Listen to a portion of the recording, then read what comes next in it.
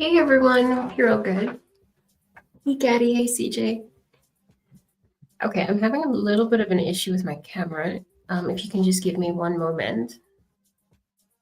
Sorry about this.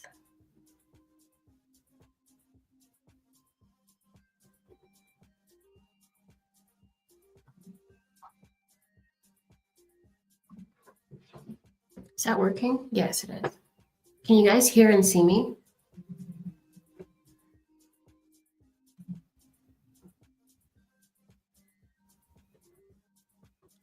If you can just let me know. I hope everyone's been good. Okay, this is going slowly.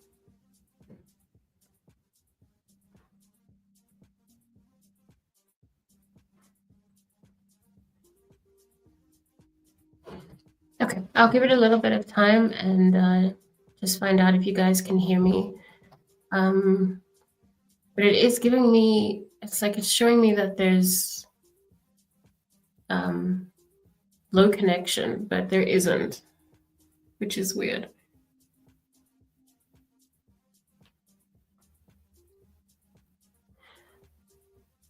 Okay. So hopefully this is working. Thank you, Kenny.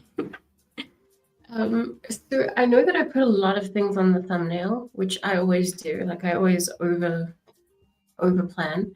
And I'm probably only going to get through like one or two of those things. But I kind of feel like I want to go through Molly McMichael's body cam, but I also want you guys to decide. You know, what are you interested in hearing about? And if we go through the body cam, we'll go through the older version. Speaking of which, let me put some links.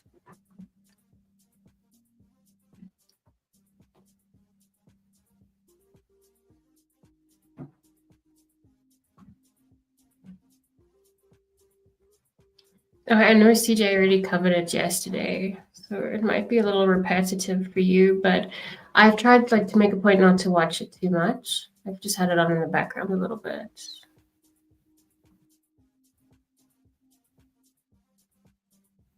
I cannot post in chat. Why? Why not? This is making, oh, hi Pantomime, thank you. Okay, this is making me nervous because that's how the problem started before.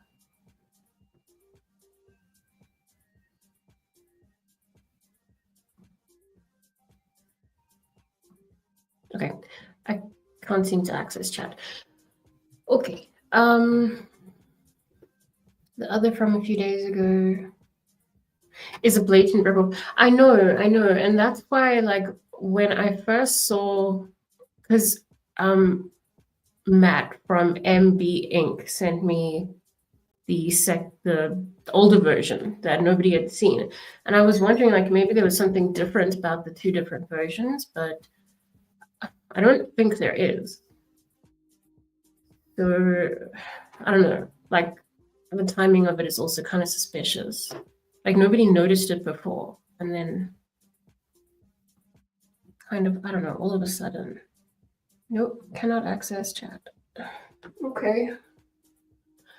Okay. I will improvise in a minute when I think about how to do this.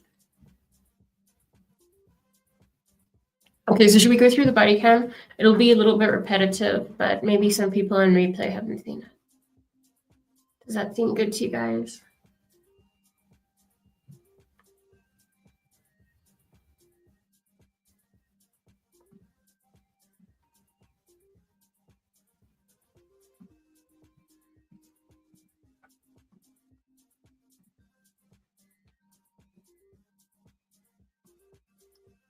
Okay, now it's working.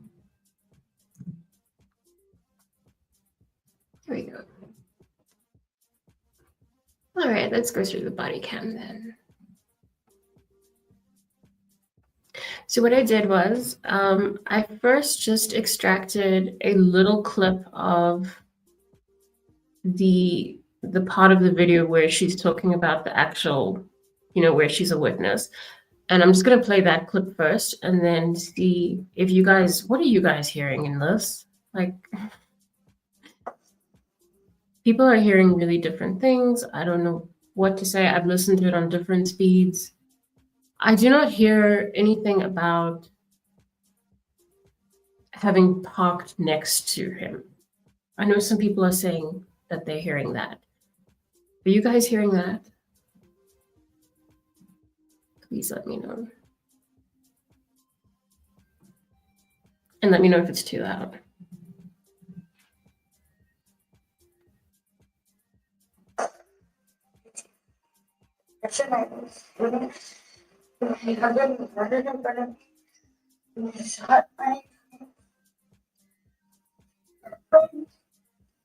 Where did that happen? In Moscow. When was that?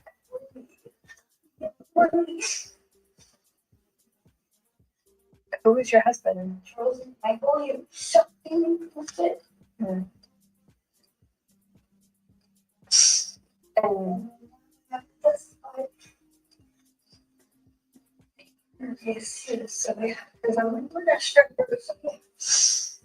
do you have to testify in which murder? Oh.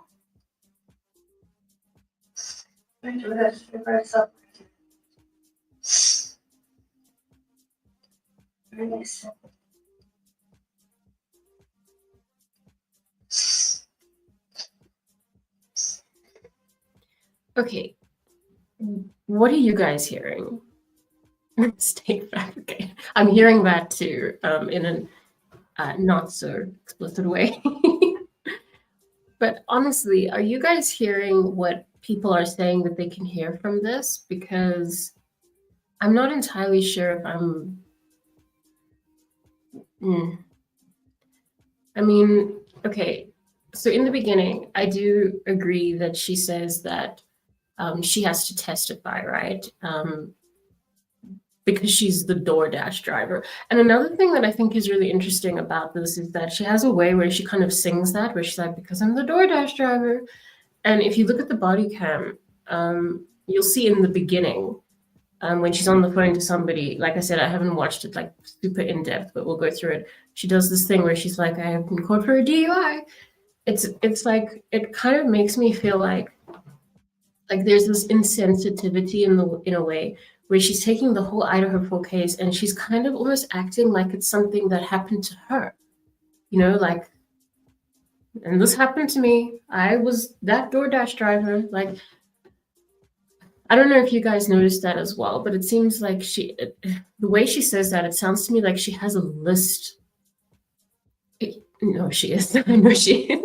it sounds to me like she has a list of things that have gone wrong in her life, and other people having passed away is on that list in terms of how it relates to her. And I don't know, that kind of bothered me. That was why I extracted the clip so that we could listen to that first, so that we could go back to the whole thing and listen to where she does that every other time. And I agree with you, CJ, because this is a kind of witness who makes Dylan Mortensen look reliable. And that's a lot. A lot. So I don't know. Like I say as well, the timing of this is weird, especially since that video has been available. I mean, it has. It's just that it wasn't in the same context. So I don't know. I don't know what's happening here. But look, let me know what you guys can hear from that clip, because honestly, I get the part where she's saying that she's the DoorDash driver. I get that. Other than that, I don't know. I do kind of hear that she says she saw Brian, but more than that, I don't know. I really don't know. And it's weird because she's like, I don't know, she's just speaking really soft. We'll get there. We'll get there. Okay.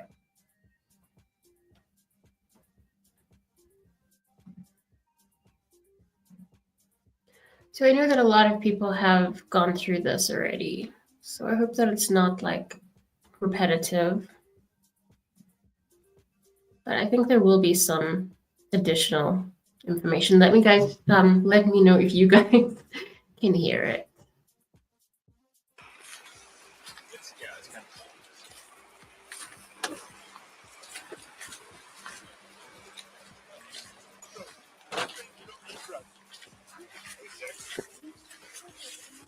Did you take a pain pill recently? She's gonna do the DUI. She hasn't done it in a while. Unless you want it, but it's yours if you want. We'll just do the possession if there is. That's fine. The other way? Yeah. And what's your name? What are we doing? What's your name? What are we doing? Well, I was going to ask you if you do some voluntary field sobriety tests. I can do them, but I won't pass them. Okay, so like the right response to what is your name is not what did I do, right? Does anyone else find that weird?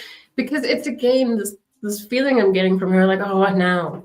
What's going wrong in my life now? I don't know. It's just that attitude that I'm getting off her. Okay, why won't you pass them? Because I have fibromyalgia, I have arthritis, I have a lot of issues with my body. It's very broken. I have nerve damage. I went through this before last time. Okay. And what's your name? Molly, my guy has my Molly. ID. I'm trying to call my boyfriend. It's his truck. Jimmy.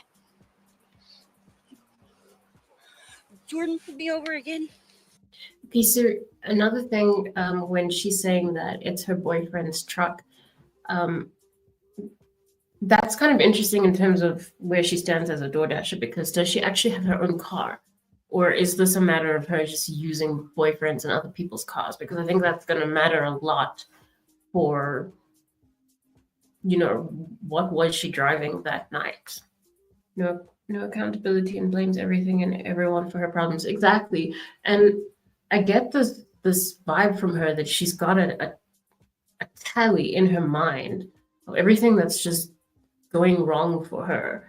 And I know that, look, maybe she's just going through a tough time. Clearly she's going through a tough time. You can sort of see it. But I just feel like there's not a lot of, she's not very connected to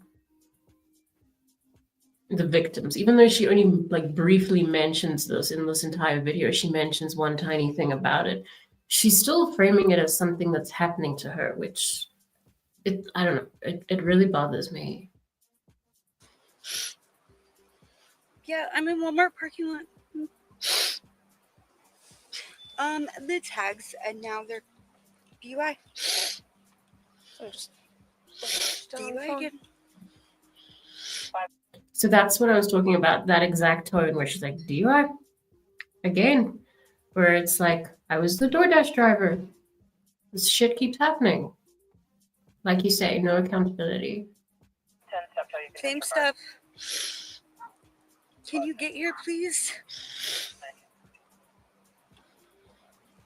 Molly did tell me about taking a pain pill. No, I'm not. Tell you what kind I'm of pill? standing over here in Walmart parking lot. I was gonna take Molly? Maggie to the bathroom. Did you say what type of pain pill it was? I'm sorry if I missed it. Was it It was was a a hydro? hydrocodone, Hydro? yes. Was it a 5 milligram or a 3? No, it's 10 milligrams. Oh, a 10 I milligram. don't Okay. have a 3. I've been on Oh, them. I'm sorry. I didn't know. Or the 3. You know. I'm sorry. I There's don't know no my three. pain pills. I think after that leg thing, it would be really familiar. No, I try to use ibuprofen and This is Tylenol. 2 There's different. no way. Jimmy, this is 2 different ones. Jordan's not talking to me. Please. Are you Two coming? different what? Hey, Molly, I I'm on kind of the need your porch, attention. I know. I'm just. Okay. He's coming. He has stage 4 and cancer. He's dying. He's coming. Can he drive? He's having his friend drive him. He doesn't. Or no, he's probably. Are you bringing the Subaru? Okay, he's bringing the car. Yes, he can legally drive. Okay. All right, Molly. Hey, we got time limits, okay? So can we do I know he. So can you hang up the phone real quick? Why can't I can leave tell. him? Here. I told him. I mean, he knows where you are, and he's headed this way. I There's know, not a whole but lot of I reason. would like to keep him on the phone. Okay, you can put it on your car. Here, I can hold it and No, talk to him. I just want to keep him on the Hey. phone. This was. Yeah, just put it on speaker. This Put is it on all the I hood. want to do. Okay, that's Hey, it. you can just put it on the hood. I'm putting you He on can the hear hood of the car. Okay, they're gonna try making me. I gotta try and do this Friday thing again. Okay, well, I'll stay quiet while they do it. Okay, so she has to try and do the sobriety thing again. I'm assuming she's just referring to the test that they're gonna want her to do, right? Is that what she means? But again, like it seems like she has quite a bit of experience. I thought that this was only her second time. I don't know if maybe there's other times that she's talked herself out of, but she said that she had to do the sobriety thing again. You're okay, babe. I told him that I can't do You it. know you're fine. You know you're sober. God. You know you're okay. Don't worry about it. I know it's triggering everything. God. Oh my God. Will you please hurry? Okay, Molly, you want to put that on the hood so we can get started? And sooner it's started, sooner it's over, It's okay? not my truck, officer. It's his There's- truck. there's no So the reason meth to in here is search not my yours? truck. What At all. meth? I'll be right there. What are you talking about? The drugs. What drugs? There's Drugs you in have the no car. right to search my truck. Okay. What drugs? No, I was just clarifying. What drugs? If there was drugs, they're not yours, right? Okay. Just want to make sure. Jesus. He's No drugs coming. in there. So Okay, the Mom. drugs are not yours. Just clarify. There's no drugs in there. Okay. There's no drugs. You know that for a fact. Yeah. It's not my truck. Okay. Wait. You don't know. Okay. It's not my truck. I can't. God damn it. So I guess what's happening there is he's just trying to get her to admit that she knows there's something there because there's like this fine line between is it yours or is it there? I assume that's what he's doing. And I guess she didn't really fall for that. I don't know. I don't really know what that was. Let's just take a step away from the bumper of the car so you're not leaning on it. All I'm right. not leaving. Okay, perfect. And just look right at me. Molly, I'm not going to make you walk. I'm not going to make you lift a leg. We have other tests we can do, okay? Great. All right. So I need you to stand with your feet together. Okay? Arms flat down by your sides for me. All right. Do you wear contacts or I glasses? do. You do? And you're not wearing them right now? I have my contacts in. You have your contacts in. Okay. And They're really dry. any medications other than the hydro that you took? I took a hydro. It's a cold medicine. Cold medicine? That's it. Okay. When did you take the hydro? Ish. I don't even know what time it is now. Me neither. 7. 7 p.m. Can I look at my phone and see when I was home? No, that's okay. If you can hazard a guess, it doesn't really make a huge difference. That's the problem. It was.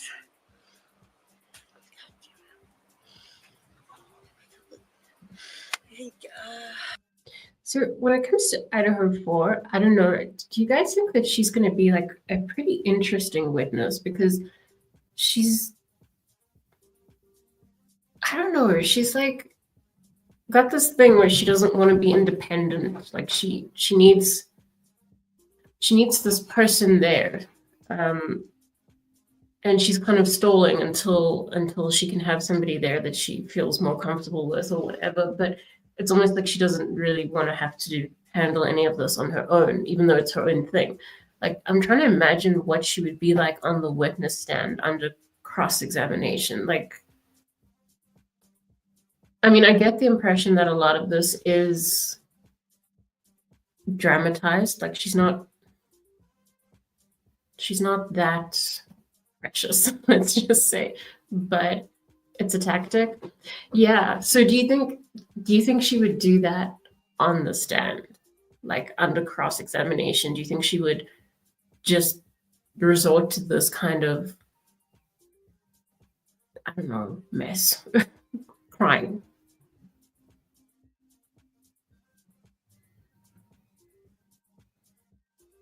Because honestly, there have been times where, like with the dosage of the meds, that kind of went away for a minute, right? She kind of snapped back, like, don't get the dosage wrong. They don't even make threes. And then she went back to being very passive. So it kind of makes you wonder, like what is she really like? She will crumble easy. Yeah. Yeah, I don't know. Like I said in the beginning, I get the impression that this witness makes Dylan Mortensen look reliable, and that's saying a lot. I wouldn't necessarily trust what she's saying, but also what bothers me the most about her already is that it sounds to me like however many of these she has on record, she's actually been through more, which makes me feel like she has talked her way out of a couple of things, maybe cried her way out of a couple of things. And that's the kind of person who's going to address the jury.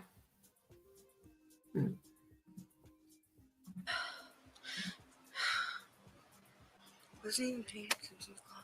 Okay. What about the cold medicine? Did you take the hydro and the cold medicine at the same time? Okay. Anything else? You take a multivitamin?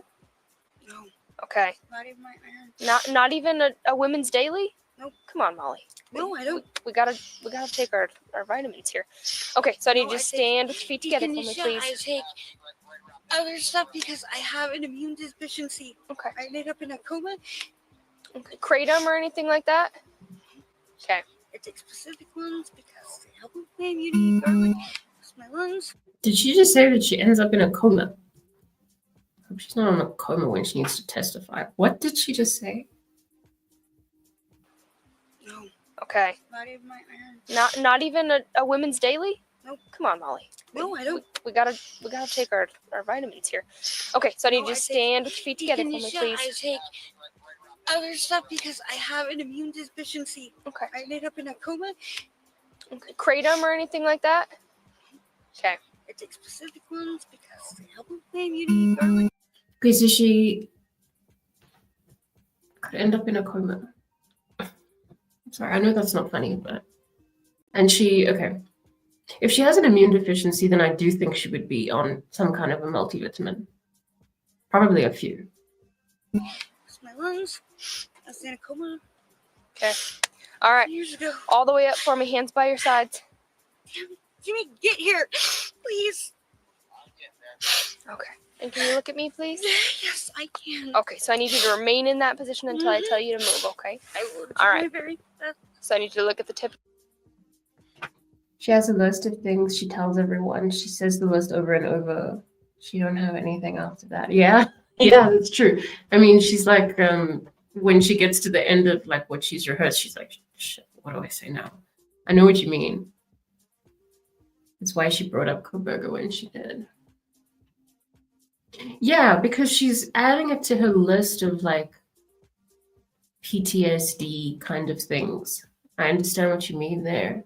It's like it's like a tool she's got, you know, and she pulls it out when she needs it. And when she's dealing with the police, I guess she needs to actually just go through everything that's ever worked to just see what sticks. My pen and follow the tip of my pen with your eyes and only your eyes, okay? Don't move your head at all. Mm-hmm.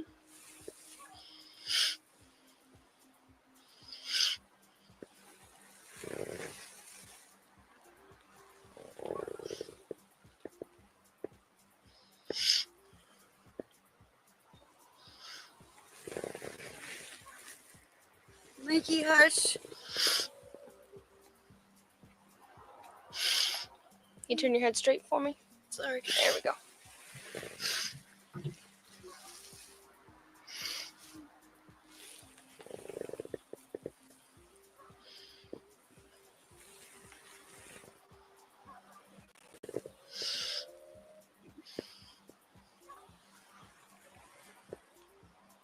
All right. So you can stay in that position for this next one. Give me just a second. My kids took my watch off the charger, so I'm going to have to improvise.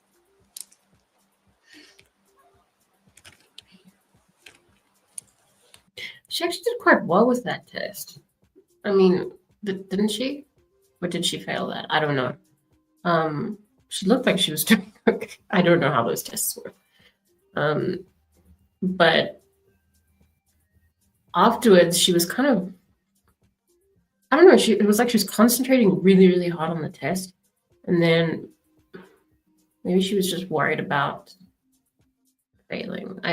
Maybe that's also coming down to the fact that she might have experience with these kinds of tests more than she's saying.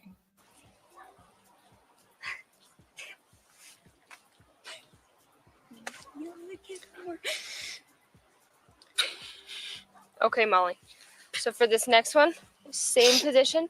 I want you to tip your head back and close your eyes when I tell you to begin. You don't have to do it quite yet. Okay? Tip your head back, close your eyes, and estimate the passage of 30 seconds. When I tell you to begin, you don't have to start yet. Molly. Oh, they watch your eyes to see if they fidget. So she failed. Oh, okay. Okay. You see, I think in South Africa, if pantomime's in chat, he can correct me, but I think we just go straight to the breathalyzer. You don't have to make people do anything. You just, straight away. We don't have anything,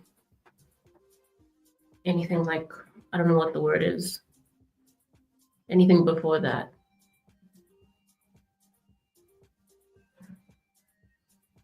Okay, so her eyes did fidget. Okay, that's interesting.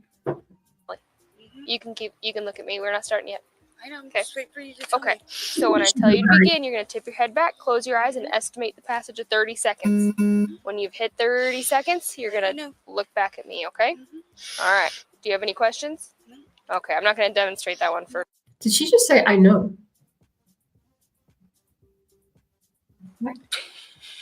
Okay, Molly. So for this next one, same position. I want you to tip your head back and close your eyes when I tell you to begin. You don't have to do it quite yet. Okay? Tip your head back, close your eyes, and estimate the passage of 30 seconds. When I tell you to begin, you don't have to start yet. Molly. You can look at me. We're not starting yet. I know. I'm Okay. just waiting for you to tell Okay. me. So when I tell you to begin, you're going to tip your head back, close your eyes, and estimate the passage of 30 seconds. When you've hit 30 seconds, you're going to look back at me, okay? No, she's not no. She's not this delicate, scared little person she's pretending to be. Did you guys see that? She was like, I know. It slips out sometimes. All right. Do you have any questions? No. Okay, I'm not going to demonstrate that one for obvious reasons. Okay. Pass this one, just bring. All right, you can begin.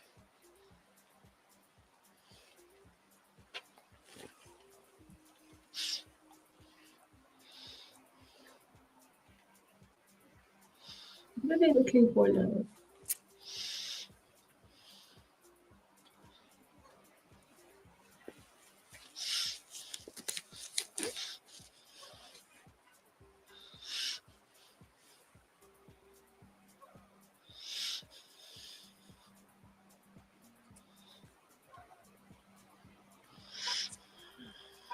All right. Pass. Hmm? Real fast. Why would you think that? Last time I got it perfect, so usually I don't get red like that. Oh, okay, so that's why she's in such a hurry to do this one, because she got it perfect last time. So she wants to, like, get it perfect again? That's her routine. She has that down. It's after it don't work, she crumbles. Yeah, well, if you say she failed, then she should have practiced the other one better. Get your own pen at home. How'd you count? In my head. Well, I got that. What did it sound like in your head? 1, 2, 3. All right.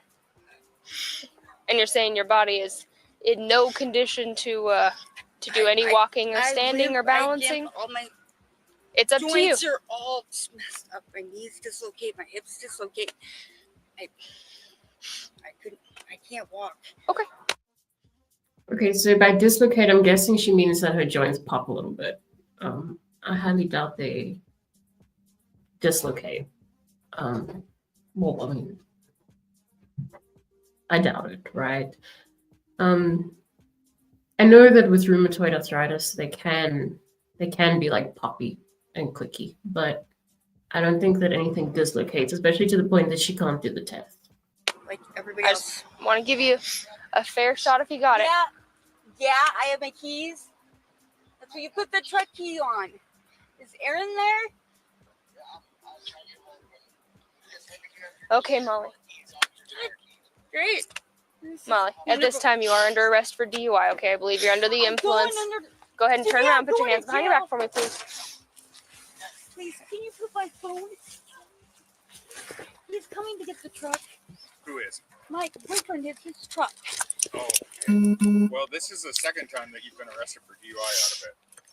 You said I wasn't arrested last time. You were. Oh, great. Again, okay, aside from the fact that she's like very argumentative, he's saying the second time. I really don't think it is the second time. I think that maybe the other times just weren't properly recorded. We're still waiting on blood results from that one. I know. So, I know. is there anything illegal in the truck? Hey, Molly, I want my truck. Okay. let me get through a couple. I believe you're under the influence. Go ahead and turn around. Put your hands behind your back for me, please. Please, can you put my phone? He's coming to get the truck. Who is? My boyfriend is his truck. Oh, okay. Well, this is the second time that you've been arrested for DUI out of it. You said I wasn't arrested last time. You were. Oh, great. We're still waiting on blood results from that one. I know. So, Guys, do you hear how pleased she sounds when she says, I know? Like, what would cause a delay in blood work for 9 months? Is it 9 months that you said?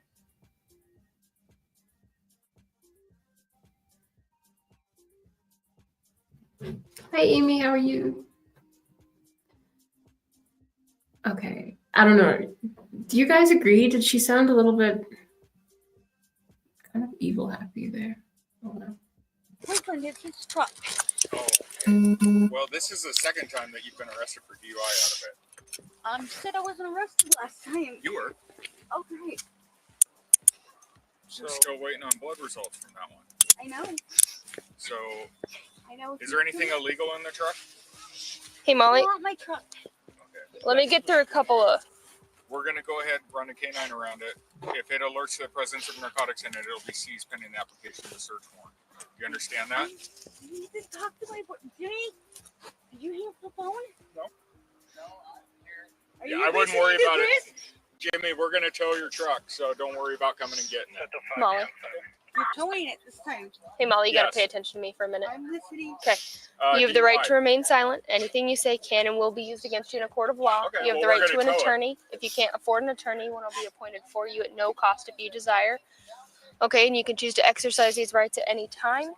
You have the right to have that attorney present before you answer any questions or make any statements. Okay, and you can choose at any time to decline to make any statements or to request an attorney. Do you understand, Molly? What I'm going to do right now, Okay, and you are being audio and video recorded.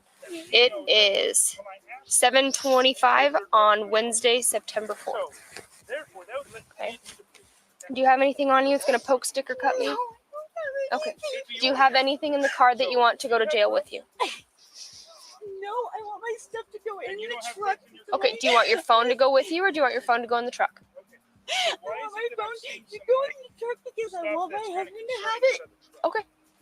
No, you want it to go in the truck because you don't want anybody to read what's on it from the police. But he just said the truck's probably getting towed. So, do you want the phone? Who wouldn't want their phone with them? I mean, in this day and age, our phones are our security, right? What do I do? I would want my phone if I were you, so I could call for a ride if I end up needing one.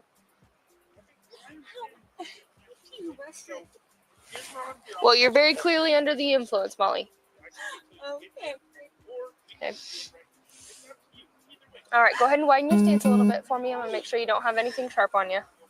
Okay, as much as you can. Okay, I know. I still gotta check. It'd be crazy if I didn't check, right? I still gotta do my job. Coleman 4581 in custody. Also. Can you generate a DUI and attach Paul 9's vehicle and driver? Oh, God. Please.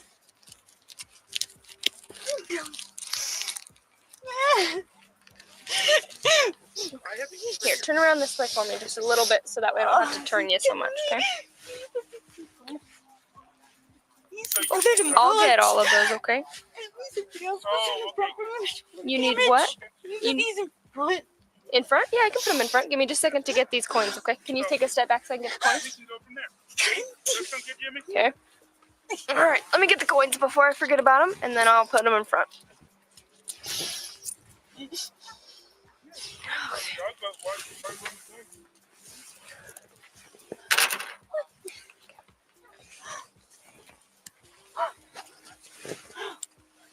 I'm gonna come looking for you, Jimmy. Huh? Thank you. So, backs, same ways in the back. There you go. I like to get ownership. Perfect. I just want to see if people are going to correlate and take ownership. That's my thing. When doing my job, right, I like to see if people are going to take ownership or if they're going to deny. Then attack with. It sounds like on the phone call there's a little bit of a fight going on, right? So I kind of wonder if Jimmy's upset about his girlfriend or his truck. Whatever's in the truck. So, Nerve damage, she wanted them in front. Yeah, he did it for me last time. I couldn't hold him back. Molly, I know you got to get some help, girl. I don't even have anything to do with Justin anymore, or any of them. Drug, you got to get help with drugs. Molly, you sure you? Sorry, I keep doing this. That's my thing. When doing my job, right, I like to see if people are going to take ownership or if they're going to deny. Then attack window corner. Okay? So, Nerve damage, she wanted them in front. Yeah, he did it for me last time. I couldn't hold him back. Molly, I know you got to get some help, girl. I don't even have anything to do with Justin anymore, or any of them. Drug, you got to get help with. So he's telling her that she needs to get help, and then she's saying, I don't have anything to do with, it sounds like Justin anymore.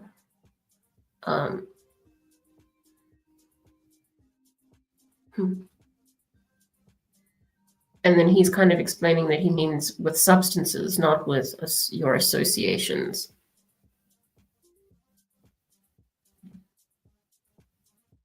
With drugs. Molly, you sure you don't have any needles on you? No, I don't Okay, have anything 'cause- in here. Okay, because I'm breastfeeding a baby. I really don't want I to don't get have stuck. anything on me. Okay. I'm not a We're waiting on the flood right now.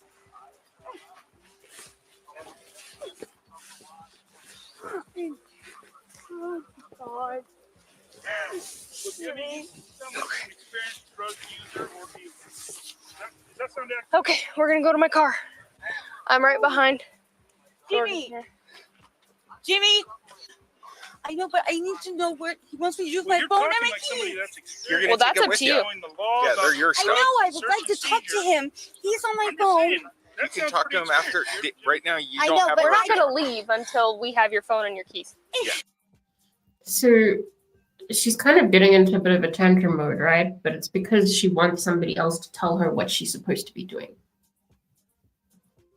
And they're not letting them talk.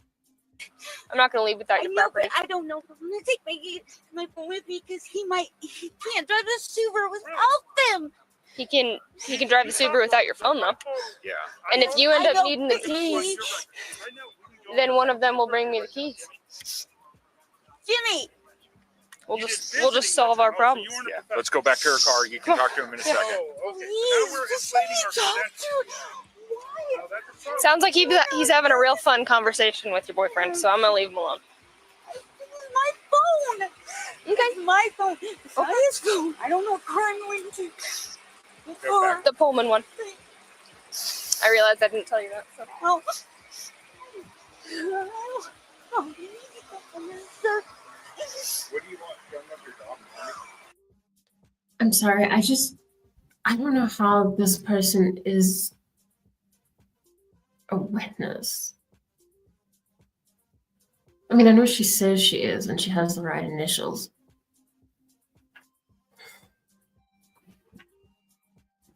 Like, okay. All right, let's watch more. He was going to get my tongue in my body.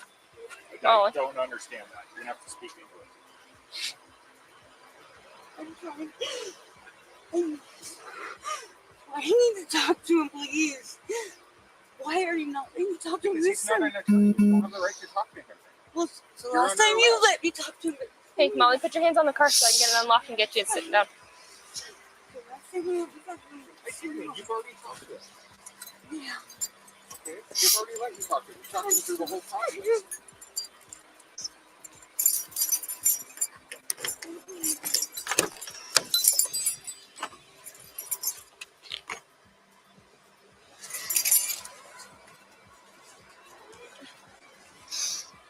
Molly, what's right here? Hi. Oh, yeah, that's just the cup part. Stressed out. All right, have a seat.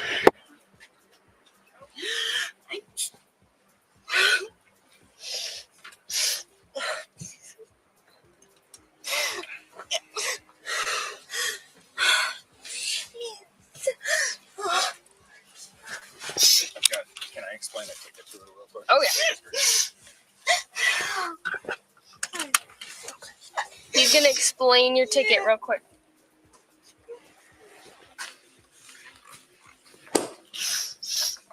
Let's get you over there.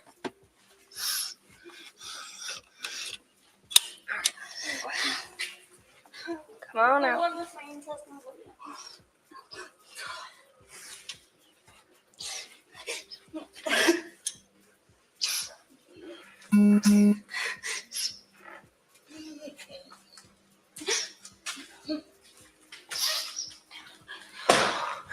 Then we're going to come right through here.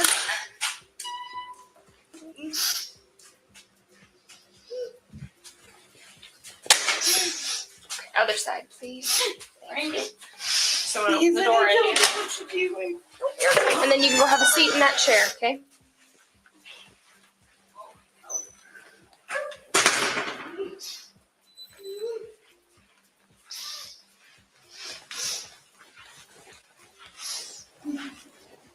Right there.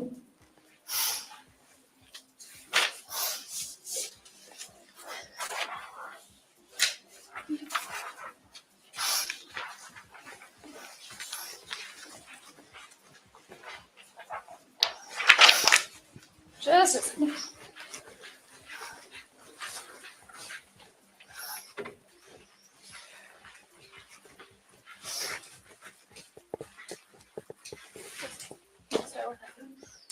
Alcohol or drugs? Alcohol or drugs? Drugs. Did she like drop something? Or what is she doing? Do you guys know?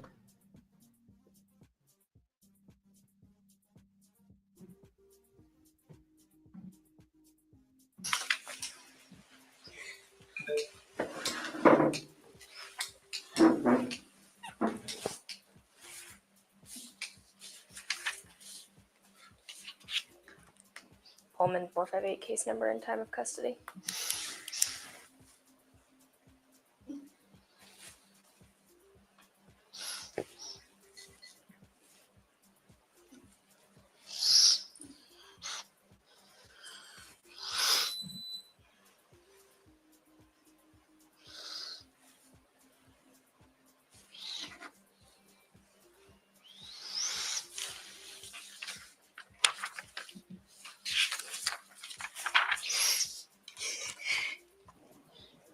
Do you do Draeger for drug anyway?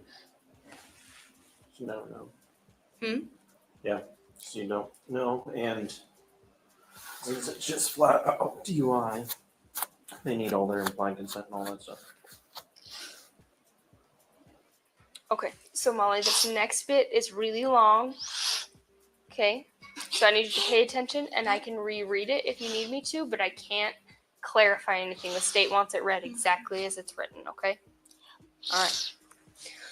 Warning, you are under arrest for RCW 4661-502 or RCW 4661-504, driving or being in actual physical control of a motor vehicle while under the influence of intoxicating liquor and or drugs.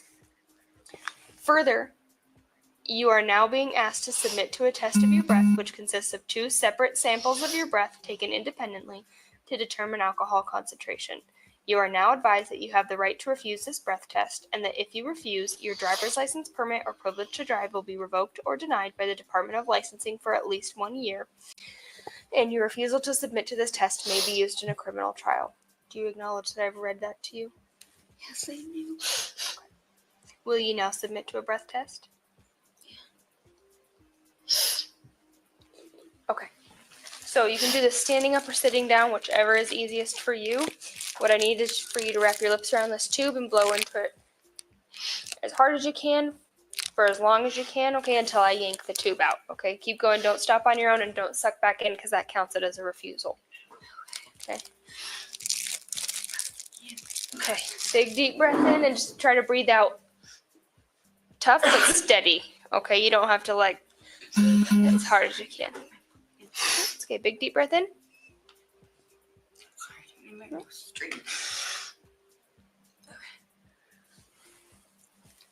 And go. And blow out. Okay, keep going, keep going. Almost there, keep going. Keep going, keep going, keep going, keep going. Almost there, almost there, almost there. Good job. Almost done. Almost done. Perfect. Perfect. Beautifully done. We have to do that one more time and then you're done. So I think what I'm going to do from here is just skip to about 35 minutes. I just want to hear again where she's talking about the actual case, if that's okay with you guys. Because I know that you have all seen this as well. And this is the part that I have seen too. Let's go from about here. So this is your first time in trouble? Okay. It is definitely stressful. I have seen this happen quite a bit. But like at the end of the day, you are going to go home, and our goal is to make sure people are safer on the roadways. It wasn't crazy. You over my dad's. Okay. I have no idea what she's saying. Who pulled you over? Jordan. Okay.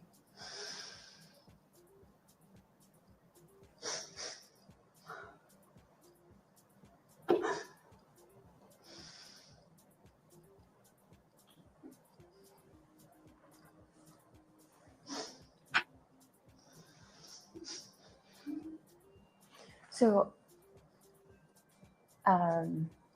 do you think officers arrested you because of your medical conditions, or did you actually use drugs?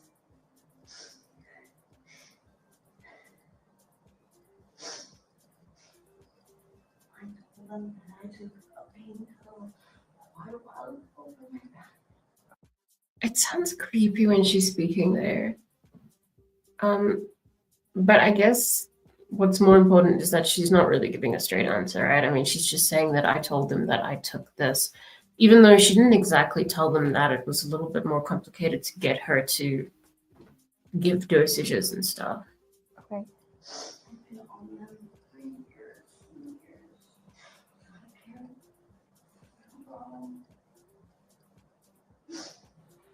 Well, one of the officers also expressed that they believed you're under the influence of stimulants. Did you take a stimulant today?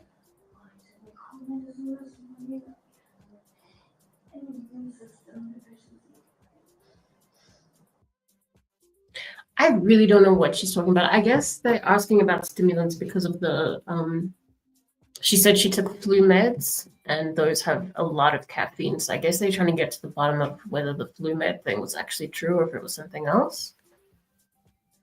I get sick and it gets bad really quick. So, When I was in 2003, I was all of a sudden sick, and then within 24 hours, I was put in a drug-induced coma. My right lung was completely filled with fluid. My left lung was completely filled with fluid. We took dirt up a lot over 99 until I was halfway to Spokane, Oregon. okay. I have to watch my health be careful. You have to watch your what? I have to watch my health be careful. Okay. What does she have to watch? Okay, but it seems like she had some kind of an episode in 2003 and then she was put in a drug-induced coma. What medical conditions do you have?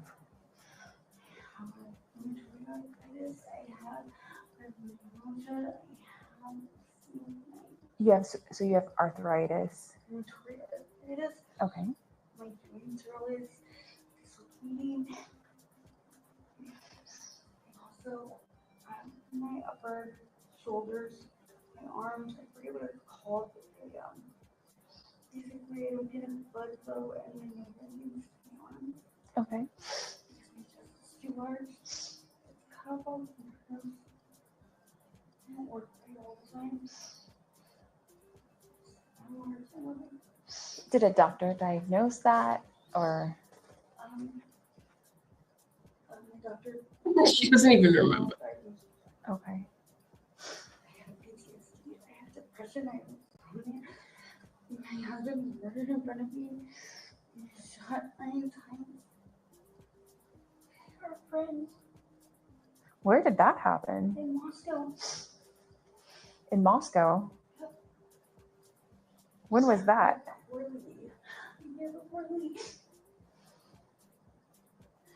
Who was your husband? Charles and Michael, he was shot me.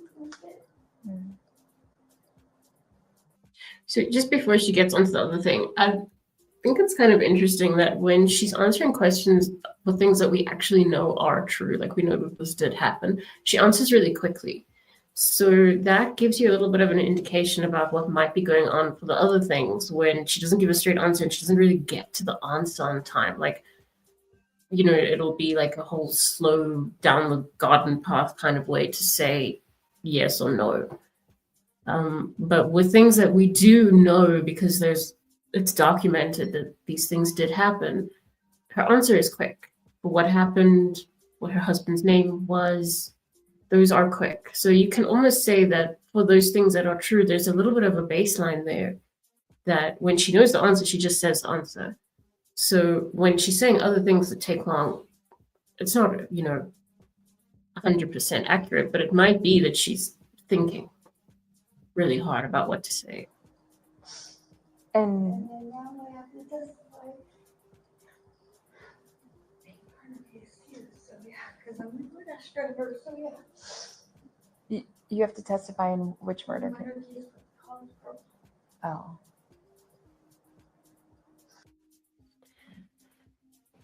Hi, Charity. Hope you're good.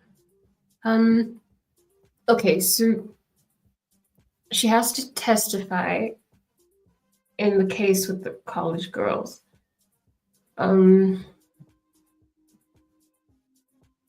Yeah, I mean, Do you guys get the impression that the officer is taking that comment seriously? And also, I don't know the answer to this. Where is the camera on this person? Like when she does, like when the camera goes up and down, is that her like adjusting? It's not, obviously it's not her nodding because it's not on her head, but where is the camera? Just out of interest. But also when it comes to like the officer's tone and the way she responds to that comment, do you think that she is taking that seriously? Or do you think she sort of slows down in her response to Molly because she's like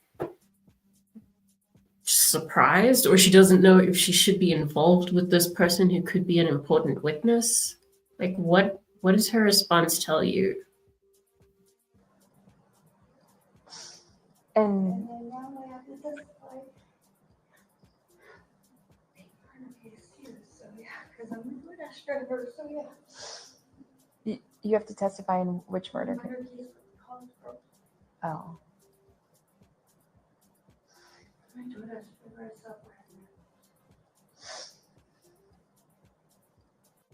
Okay, I am kind of hearing it. I'm kind of hearing I'm the DoorDash driver. I saw Brian there, something like that. Again, does that come down to like all the publicity that this case has had that she can say his name like that? Has she been shown a picture of him to be able to say that's who I saw? Or how does she know that she saw Brian? It's kind of weird because she's not really saying I saw someone. I saw this suspect. There's a familiarity already because she's saying I saw Brian. That's what I'm hearing now as well.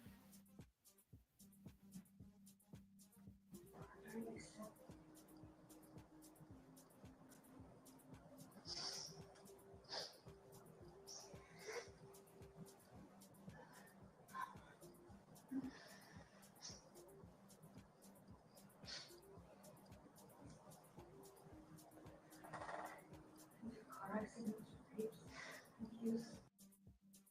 Because I'm the DoorDash driver, so yeah. You have to testify in which murder case? Murder case with the college girl. Oh. My DoorDash driver is up.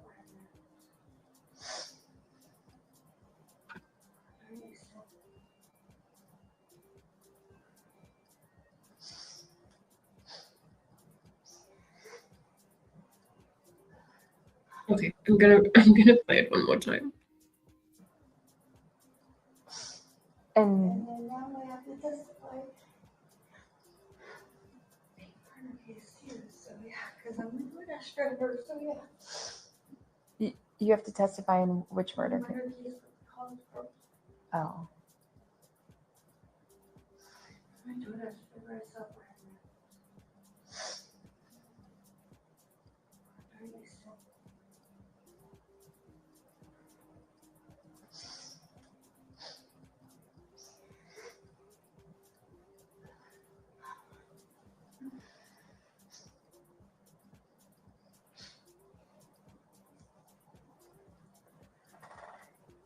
Car accidents, rapes, abuse. Okay. So you think it's all of those issues that make it look like you're under the influence of drugs? Okay, so I won't make you guys watch any more than that. I'm glad we actually got through it to that point, but I don't know. Look, to be honest with you, I'm still not even sure that I'm really hearing it because obviously she is like not even looking at the officer while she's speaking, so it is kind of muffled, and I don't know if you guys can hear it properly. Let me know.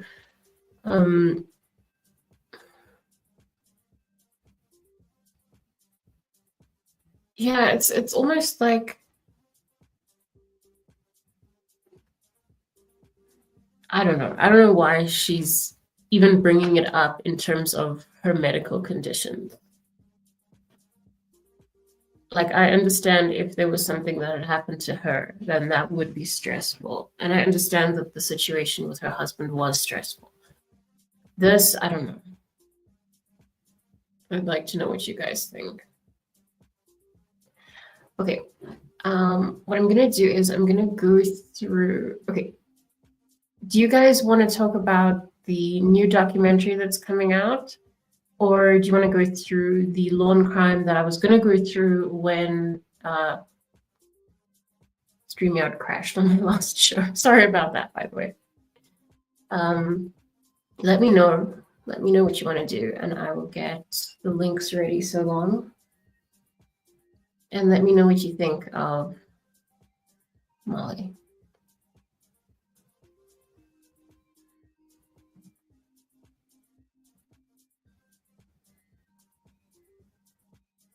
Do you guys like my new music? As I say that, hi CJ. Thank you for the music. It's much better than before.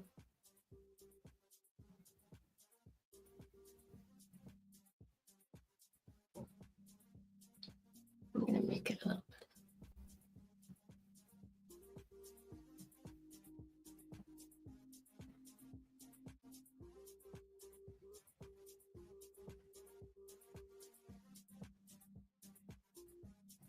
Everybody's shy tonight.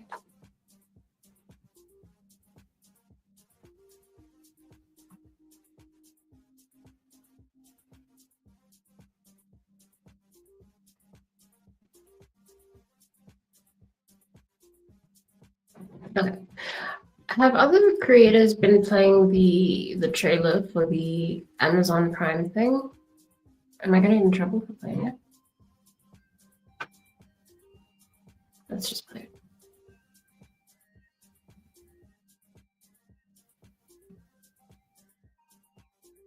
Shh.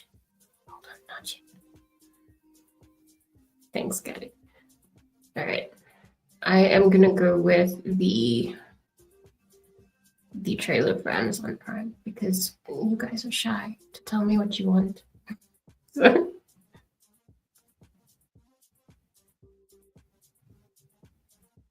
Okay, so it is called One Night in Idaho, The College Murders, and it's the official trailer.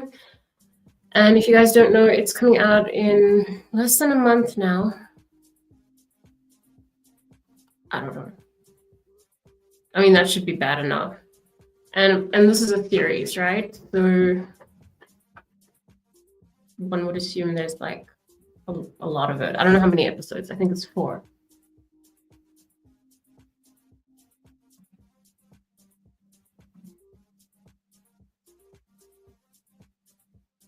No, please don't worry.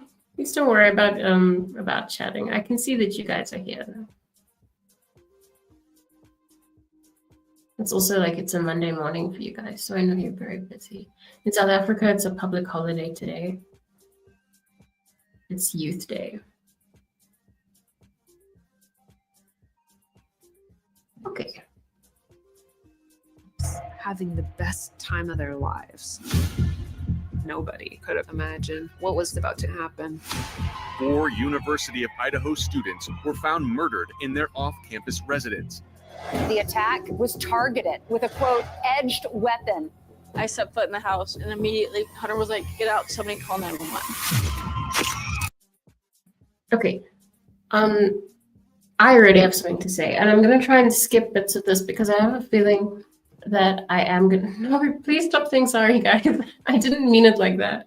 I really didn't. I just meant that I want to make sure that I'm playing what you guys want to see, not just what I want to see. That's all I meant. Like, you guys can, go about your day. I have a feeling I might get in some trouble for playing this, so let's just see what happens. But I am going to, skip bits. When it comes to what was just said, though, this is an issue. It's so much of an issue. It's... Get out, somebody call 911. Hunter was like, get out, somebody call 911. So again, why is that part, the get out, on the 911 call if in so many other places it's being described as something that happened before? Was it get out, call 911, or was it get out, we're already on the 911 call? Or did he... Why would you say that twice? Once you've gotten that point across, and you've gotten that point across. So And I think, look, it might seem like a really small detail, but when things were seen and, you know, when things were said is really, really important because at the end of the day, like I say, you're not going to say get out twice. You're going to do it either before or after you call 911. Unless he just tells people to get out. Maybe that's something he says to people. I don't think so. The question everybody wants answered is why? Why these 4 kids? This can't be true. I mean, this is Idaho. Your kid's supposed to be safe, going off to college. I think what I'm going to do is just change the speed on it, though, just to see what happens.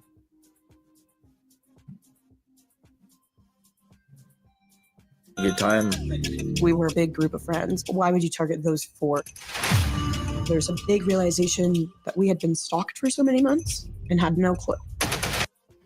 Again, and I've seen a lot of people saying this, it's not something like original, but she's putting herself as a victim, which, I mean, I guess, I don't know. I mean, she was, unless being forced to be involved in the 911 call is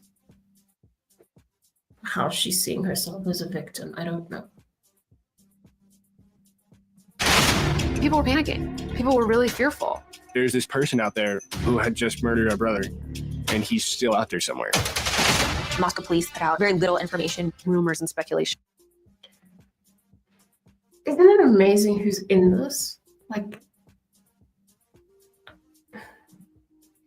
it just started to fill the silence.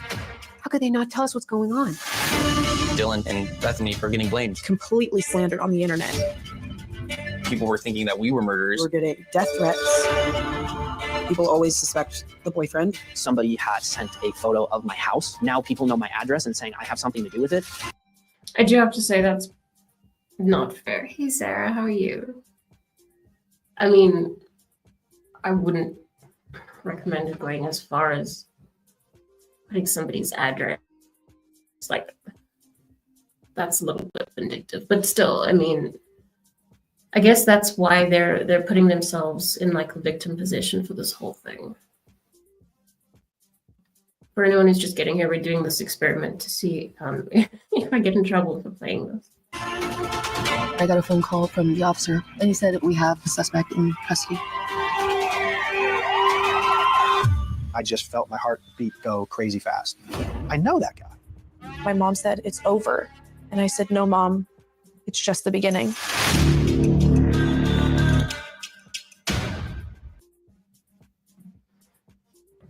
Okay. So, I mean, I know I'm a little bit late to discuss this, so you guys have probably all talked about it already, but I mean, do you guys think that this is going to be worse than the Dateline leak? I am a little bit taken aback by some of the people who have spoken for this documentary. And I mean, hold on. I took some screenshots for the thumbnail.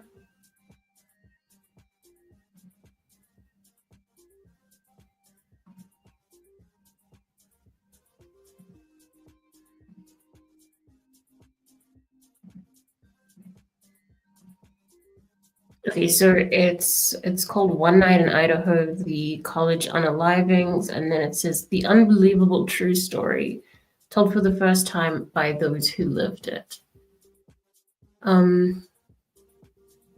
Yes, this is worse than the Dateline leak.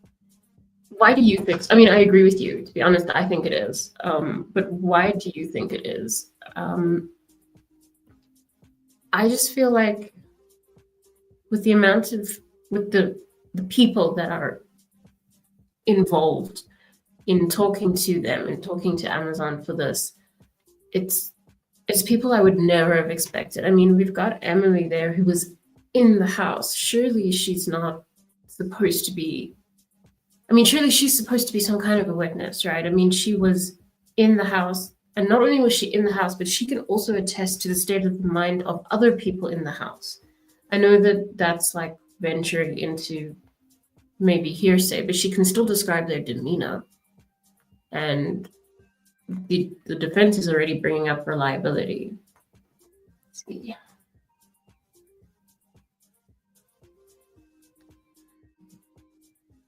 I think it will. It has people who were close, not suggestive interviews from nobodies. So you mean like it could be more damaging? Look, I guess at the end of the day, we also don't really know what's in it, but we know who's in it, and that's already a shock. So is there anything about the actual content that could be a problem too? Because these could be potential witnesses or yeah, exactly.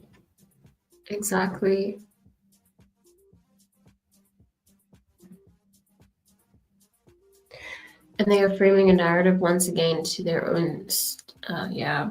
But you know what? The thing is, like,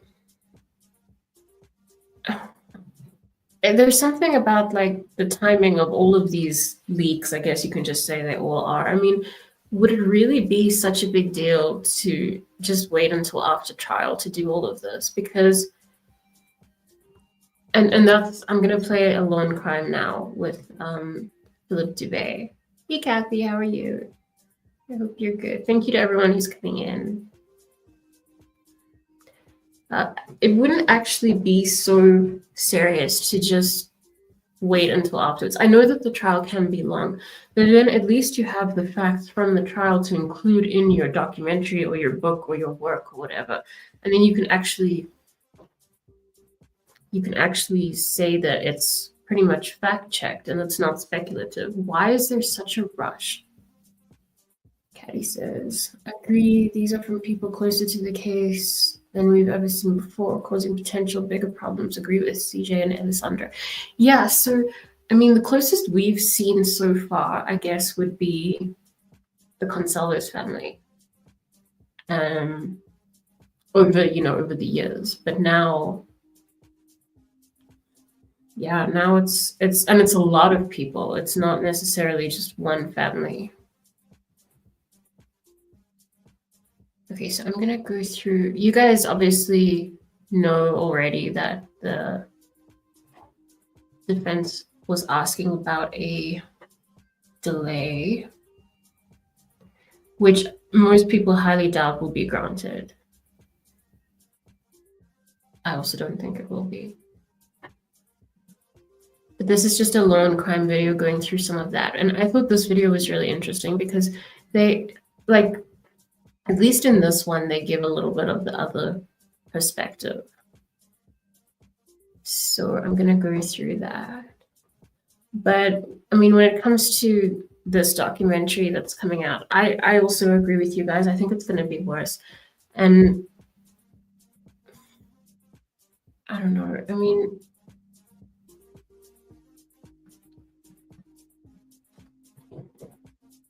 I don't know. Like, why would these people not be witnesses? And if they are, why are they allowed to participate? How? It's almost as bad as the surviving roommates getting designated seats when they're still going to testify.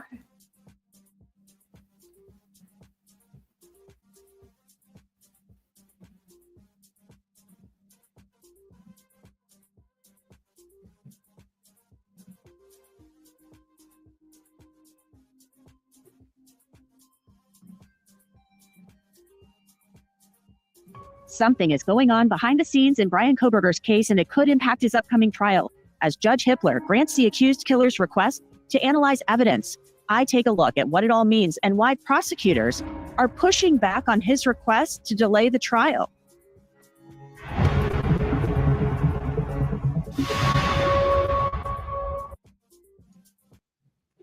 Don't be surprised regarding Judge Hippler's order on Wednesday. Do you think he's going to delay it? Or I just, look, I guess we can definitely say that when it comes to this decision, I think this is one of the decisions where he wasn't quite sure what to do. But yeah, we'll have to see. Welcome to Crime Fix. I'm Anjanette Levy. Jury selection in Brian Koberger's trial is scheduled to begin on August 4th in Boise, Idaho. That's less than 2 months from now. But if his lawyers get their way, that won't happen. They want the trial delayed. But prosecutors, they're pushing back on that request big time. And let me tell you, looking at the court documents, something is going on behind the scenes. New motions have been filed and they're all sealed, but we know basically what they discuss. But there's more. Judge Hippler has granted Koberger's request to have evidence analyzed by an independent expert. Unfortunately, I can't tell you what that evidence is because the motion requesting it is sealed, and so is the order. But he granted the defense motion to have the evidence analyzed after prosecutors filed a response. We don't know if the prosecution objected to the request because it's also sealed, but we do know that prosecutors have told Judge Hippler they are opposed to delaying the trial. Now, Brian Koberger's lawyers have said he maintains his innocence in the murders of Maddie Mogan, Kaylee Gonsalves, Ethan Chapin, and Xana Kernodle. All 4 were stabbed to death in the home on King Road in Moscow, Idaho in November 2022. Koberger is due back in court next week on June 18th when his attorneys will argue behind closed doors that they should be allowed to tell the jury about other suspects who could have carried out these murders. Prosecutors are objecting to that too. They say there's only one suspect, and it's Brian Koberger. But Koberger's lawyers have said there are other suspects who were not investigated by law enforcement. Here was Ann Taylor at a hearing earlier this year. We're not completed with that. I think I've read most of the police reports in this case, but I haven't read the thousands and thousands and thousands of tips that came in on this case. Don't think they're all not relevant, though. Recently, we came across a tip just in trying to work through some of these issues. We came across a tip that would appear to be an alternate suspect, and we're trying to work through that as rapidly as we can. So this is interesting because when she's talking about the amount of tips that they got, I kind of really do wonder, like, what was so different about this tip? Because I'm sure that there were a few of them that were suggesting alternative suspects, right? But what was it about this one that caught their attention that they needed to, that they wanted to follow up on this tip specifically? Like, I'd just love to know.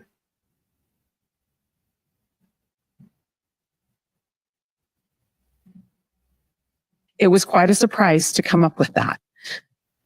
There's got to be more in there that I need to know. And Ann Taylor plans to argue at trial that 2 people carried out these murders, and neither one of them was Brian Koberger. Your Honor, we have produced an expert that believes that it's likely that there were 2 people, 2 weapons. That doesn't. Testimony about the degree of intoxication goes to the what I'm assuming was, given that degree of intoxication, the ability to fight back.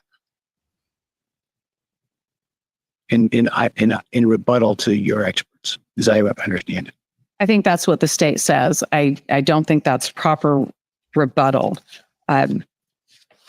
Well, because we didn't talk about intoxication, because the state's medical examiner talks about defensive wounds anyway. So this would seem to be contradictory with other testimony that they intend to put on. We are not contesting the intoxication level of any of the deceased. Now back to these new court documents and what has piqued my interest. A motion for an emergency order was filed last Friday, and it was sealed, along with the state's response to the defense motion for independent analysis of evidence. Then on Monday, Judge Hippler granted the defense's motion. That same day, Hippler sealed an order, staying an order. So that is sealed.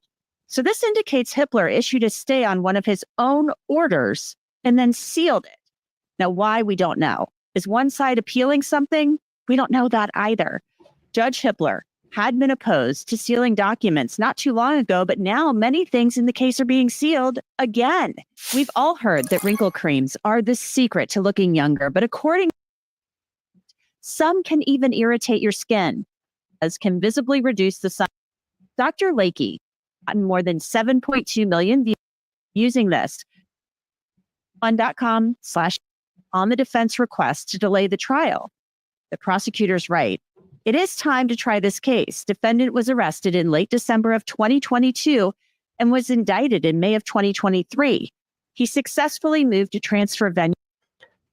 Just like out of interest for you guys who are able to type, like, do you guys think that there should be a continuance, or do you think there should be no delay? I know that a lot of people are agreeing with that first sentence, you know, it is time to try this case. So I'd like to know your guys' opinion. Like, do you think that a delay is a good idea? Because I have to say, like, she gets her guest soon. And he's like one of the only people I've heard who doesn't seem to think that a delay would be the end of the world. Other than that, mostly everybody is, you know, wanting to go with it's time to try this case. Look, I'm going to refer to it as a delay because that is ultimately what it would be. I'm not a legal person. I'm not using the exact language. I don't think we need to be so argumentative. New to Ada County. In October 2024, this court entered its scheduling order setting deadlines for pretrial motions and expert disclosures. Defendant complied with those deadlines without moving for a continuance, including by disclosing 6 expert reports for the penalty phase, disclosing over 2,100 pages of purported mitigation materials, listing 55 penalty phase witnesses, and identifying 132 exhibits he may introduce during the penalty phase of trial. Now, in the state's opinion, the defense has had plenty of time to prepare for trial, but Ann Taylor has said previously she still needs more time, and she's quoted case law about death penalty cases that say death is different. Taylor claims there is still discovery that she wants and needs, and she says she needs more time to prepare for a possible penalty phase in the trial. Now, prosecutors argue that Koberger and his team, that they've had plenty of time and they have plenty of resources. Defendant has 3 attorneys, including a lead attorney who has represented him from day one, 2 investigators, and the assistance of at least 1 additional public defense attorney. He also has engaged an outside mitigation specialist to assist in obtaining materials for use during the penalty phase. This record reflects that this defense team has been working hard for defendant and, as explained below, has met the professional standards for the defense of a death penalty case. Now, prosecutors are also pushing back on Taylor's claim the defense needs more time to complete a social history investigation. And the elephant in the room with all of this is that Dateline special that aired in May. That special aired evidence that hadn't been revealed before, and it included video from a house next door to 1122 King Road that shows suspect vehicle 1. It also included information about Brian Koberger's Google searches from his phone and selfies of Koberger wearing a black hoodie, and claims that he was searching serial killer Ted Bundy on Google. Bundy went to college in Washington State and killed women across the country, including sorority sisters. Judge Hippler was livid about the special, and so was the defense. Hippler made it clear that he believed the information was leaked by law enforcement or a current or former member of the prosecution team. Koberger's lawyers say that special as part of their request for a delay, but prosecutors say it's not necessary. They write, there is no doubt that the publicity surrounding this case, including but not limited to a recent Dateline TV show containing non-public evidence, poses challenges for the court and both parties. The state reaffirms its commitment to comply with the court's non-dissemination order, to do everything in its power to prevent leaks, and to assist in determining which person or persons provided non-public information to Dateline. However, defendant's reliance on the Dateline episode to support his motion is misplaced for several reasons. Judge Hippler made it clear last month that he wants to know who leaked that information to Dateline. In the closed session this morning, I indicated to you I'm going to be entering an order requiring the retention of records by the state, and I'm going to write another one extending that to the defense as it relates to violations of the non-dissemination order. I'm going to give you a copy of what that order is going to look like that I will execute likely over the lunch hour. It does require some action on your part, counsel. And as I indicated, I would be open to a request for a appointment of a special prosecutor. Lysander says, it's so upsetting. There should be subpoenas, Dateline, and all other public media sources to clarify where the information is coming from and reprimand the leakers. Yeah, I mean, that's an interesting comment because, like, obviously I'm from a different country, so I don't really understand exactly how things would work there. I know that in South Africa, that would be quite, like, they would be facing, just I think from the fact that they know that there is a gag order and they accepted that information, I think that that would be some kind of obstruction of justice. And I keep saying that because I agree with you. I think that, you know, they have the information that the court needs if they want to find the leak. Surely there should be some way to compel them to explain, even though they're not liable for breaking the gag order, they do know who did it, and they're not saying so. Like I say, I'm from a different place.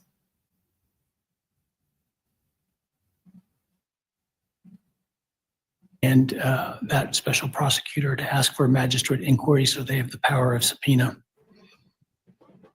and the power to question witnesses under oath, as well as the power to grant immunity. So I will be looking for that from you. And that one just deals with the state. I will get you one that deals with your side to preserve records. All right. So I want to bring in Philip Dubé. He worked as court-appointed counsel in Los Angeles County for years. He could have represented somebody like Brian Kohberger, somebody in his shoes. He always looks so excited, though. I know that he argues with people, but I really do like him. I must admit. First off, you know, Philip, you believe that the defense should be given a little bit of a continuance, but now the prosecution's saying, no. The time to try this case is now. Let's get the train. The train is on the tracks. Keep it moving. Your response to that? We don't win trials by ambush. If counsel for the defense is saying that they are not ready and they have good cause for needing to put it over, then so be it. You don't get a leg up in winning a prosecution merely because your opponent is not prepared. That's not how we try cases.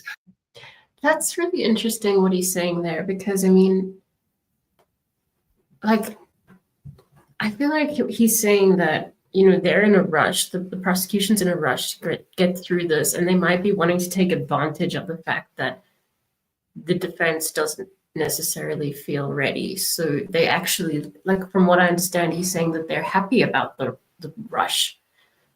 And it's interesting because he's kind of pointing out like a more kind of philosophical thing, I think, where he's saying that these cases are not actually typically supposed to be competitive.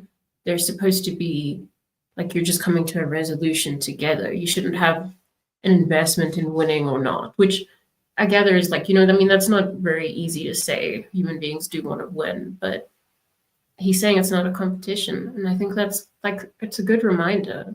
Particularly in a capital case. Again, we're not talking about somebody passing a bad check, joyriding a car, or a simple assault and battery. We're talking about a quadruple homicide. They're seeking the death penalty. And if counsel is saying, I need more time for the following reasons, and they have good cause, the court is obliged under not just Idaho law, but under United States Supreme Court precedent to grant that request. There was case law that came down from the high court, I think it was in the 60s, in the context of a criminal contempt proceeding where the court did not want to grant a continuance. And the standard was the denial just arbitrary? You know, if it's arbitrary, well, then that's grounds to reverse a conviction and it could go back to the trial court. And I seriously doubt that judge assigned to the case is going to want to retry a behemoth 4-count homicide. Idaho law is in accord with U.S. Supreme Court precedent, but also adds that you have to show prejudice from the denial of your continuance. And here, if Ms. Taylor needs time to work up a defense, to get records, to provide additional materials for an expert so that they can prepare or put on or even rule out a defense. That's why we have continuances. We don't do it to give either side a leg up and just sort of win by ambush. It's simply not the law. I was a little surprised to see the prosecution say the defense has had plenty of time to work up their case. It's interesting to me that they would say that. I mean, I guess they are entitled to say whatever they feel or whatever they think. They say, they've produced all of this stuff. They've given us their mitigation experts. They've produced all of this material to us. They're ready to go. They're fine.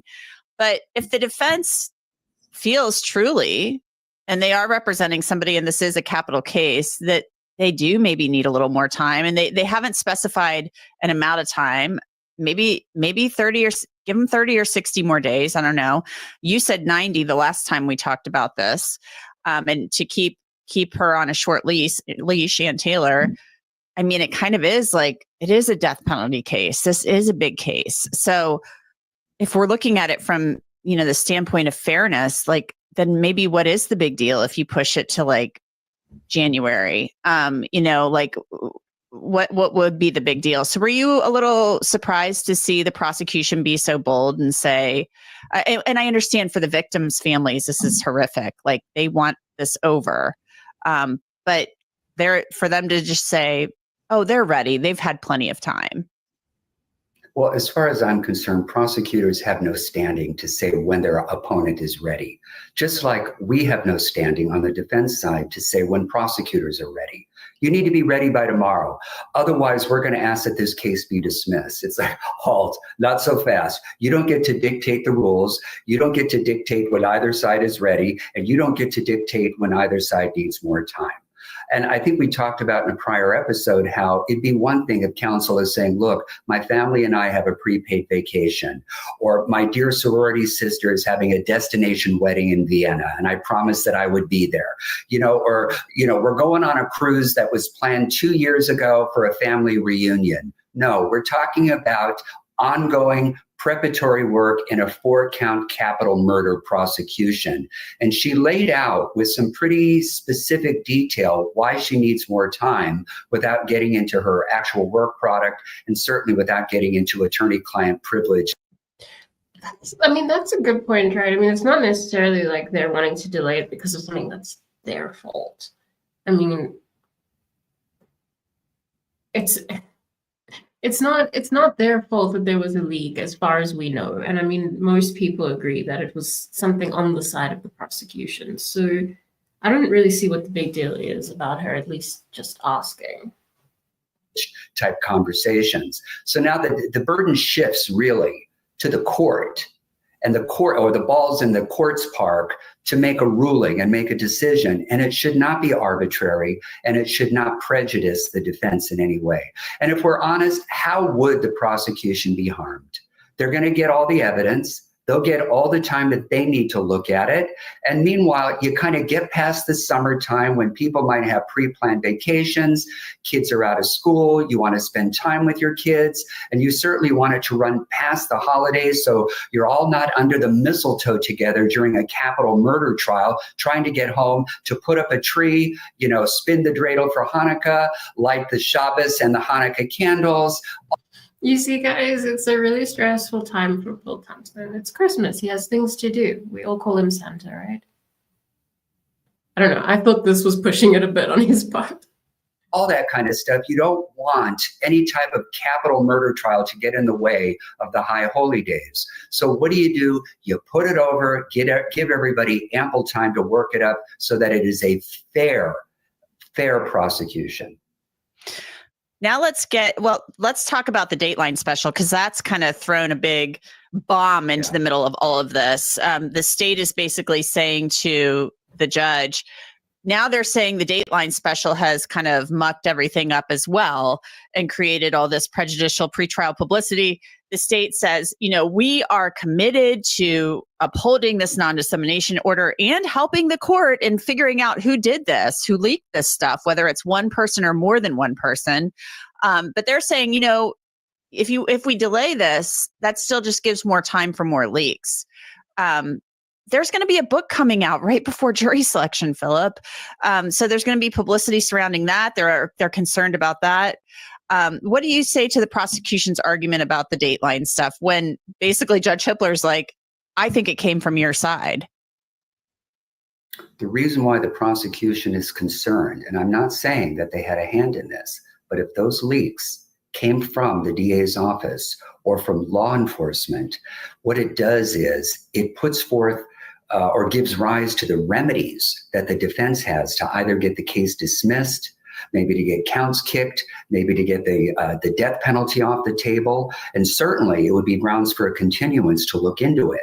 And I think what counsel is trying to do is cut the time so short that they could not be affected by a judicially crafted remedy as a sanction for any type of law enforcement or prosecutorial leaks. And I understand that. And I'm not saying that's what's happening, but that's certainly sort of the message. And if we're all honest, it does look pretty suspicious. What is the harm in giving the defense another 90 days just to get up to speed? It takes you past the summertime, hopefully get you past the holiday. Okay, he's going back to his holiday stuff. But I think that everything he said before that, I think that was amazing, what he just said. And I mean, I like how he gets this confidential tone, like, here's the reason. But it's true. I mean, I think that they're trying to capitalize on the rush. And I think that he is like spot on with this, except for the holiday stuff. I think that's silly. But when it comes to, an actual judicial remedy that they're trying to avoid through rush, I agree with him. And I think that that's the most sense that anybody has said on it, since they asked for the continuance. So everybody is on equal footing to get to the truth right after the New Year holiday. Philip, let's now get to the sealed stuff, the stuff that's kind of secret right now. There's a defense motion for independent testing of evidence. We don't know what that evidence is, but the judge granted it. And it could be something to do with the sheath. We don't know that. But this, I would think, any testing of the sheath or analysis of the sheath should have been done a long time ago. So it could be physical evidence. I'm wondering, does it have anything to do with the unidentified male DNA found inside the house and outside the house? We just don't know. So could that possibly delay the trial if there's independent analysis of evidence going on? Well, a couple of points. I'm really glad that this judge sealed that. The rationale behind the rules of sealing court and public documents in the state of Idaho, despite their sunshine laws, is to ensure a fair trial. Certainly you don't want more leaks. You don't want a lot of speculation in the jury or future jury pools out there as to what, if anything, they have on this man. So from that standpoint, I'm glad right now that it is not made public. Now, having said that, we don't really know what it is that they're seeking to have tested, but common sense dictates that it has something to do with that knife sheath. For all we know, it is possible that new technology has come out in the DNA world since the arrest and since the last testing of the evidence against him that could be a little more sophisticated and shed light on perhaps an alternative perpetrator that they could lay their hands on for purposes of a defense. So my question with that is, why did the music stop? That's not my question. My question is, if they introduce a new suspect or an additional suspect or whatever it is through testing, then how do they prevent, how are they saying that their client is still excluded from this? Are they not just adding more people? How are they saying, I get them saying somebody else was involved, but how do they say that their client wasn't? That's something I really wanted to know. What do they have to say that Brian Kohberger wasn't involved? And if that's the case, I think the judge is obliged to give them more time because the standard is good cause. Do they have good cause? Are they really making diligent efforts to test evidence that's being held against their client? And if that's the case, I think the judge is obliged to give them the testing time that they need, the time to get a report generated, and certainly time to get it to the prosecution so that they can rebut it. What I have done throughout my career, and Jeanette, and I'm sure a lot of defense attorneys have done this, is that when they ask for more time, they will agree and stipulate to a reasonable continuance of the proceedings for the prosecution so that they have ample time to review and look at and test and retest and analyze the additional defense discovery. That's typically how you cure it. So you show that it's not really antagonistic, but you're kind of working synergistically to get to the truth. And now we've got an order sealing a stayed order. I mean, and there was an emergency order, a motion for an emergency order. So there's a lot going on that's sealed, going on behind the scenes, Philip. So is the judge just sealing all of this? He was all for everything being unsealed, or at least things being redacted and not sealed. Is he doing this because it is so close to trial and because of the Dateline leak? And he's just like, I just can't let everything get more messed up than it. Yeah, I really think that after Dateline, he's just done with it. Like, he's like, no. It's almost like, you know, the kind of freedom was given and it just wasn't handled right. And he's like, no. It already is. Well, the clue that I look for in terms of interpreting his reasoning is the rule itself about sealing court documents. And there's three main buckets of records that people tend to want to have sealed. Number one, anything personal and confidential about a litigant or a witness or a victim. Maybe psychiatric histories, who knows, maybe a loathsome disease of some sort, maybe a criminal past. You don't want certain things to be made public that are otherwise non-public. There could be financial type records in the file. And I'm not saying that that's the case. The world doesn't have the right to know how much I have in my checking account, you know, how much I might have in a mutual fund portfolio. That is confidential. But third, the most important of all the categories for considering whether or not to seal is whether or not it could in any way compromise getting a fair trial. And because of the leaks that have come out through this Dateline episode, the court wants to be extra circumspect in making sure that nothing is leaked to the public that could in any way, shape, or form compromise Bryan Kohberger's right to a fair and speedy resolution of his case. So he's just being careful and he's invoking that rule, and I actually respect it. Now, I'm itching to know what's in there, and I know you are, and so is the rest of the true crime world. But, you know, our interest in wanting to know has to be balanced against that right to a fair trial, and I think that right to a fair trial is going to trump our nosiness, frankly. I think that's a good place to end it. I agree with him. I think as much as we want to know, that's secondary to you know, a fair trial and procedure. All right, so all of the links for today's video are already in the description. I'm actually very pleased with myself that I got through most of it. We didn't do documents, but they kind of discussed them in that video. So I'm going to end it there. Thank you so much for watching, everyone. I really do appreciate you being here.